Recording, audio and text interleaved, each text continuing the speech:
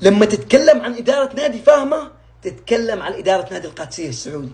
هذه الإدارة الصح، هذه لما يقول لك يقتنصون الفرص، هذه إدارة نادي القادسية، هذه إدارة مدير الصفقات في نادي القادسية، هذا الشغل الصح. شوف إيش سووا، حسموا صفقة أوتافيو من نادي النصر. أوتافيو يا جماعة، يا الله، واحد من أفضل الأجانب في الدوري السعودي، تحسون بهذه السهولة وبهذه البساطة. شكرا يا شيخ.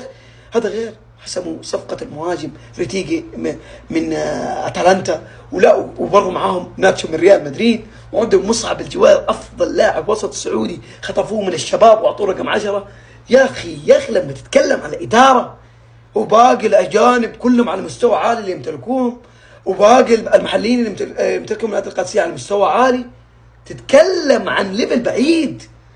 هذه القادسية، هذا اللي من جد يشيل اسم مدينة الخبر. والله العظيم شكرا، يعني أصفق لكم وارفع لكم القبعة.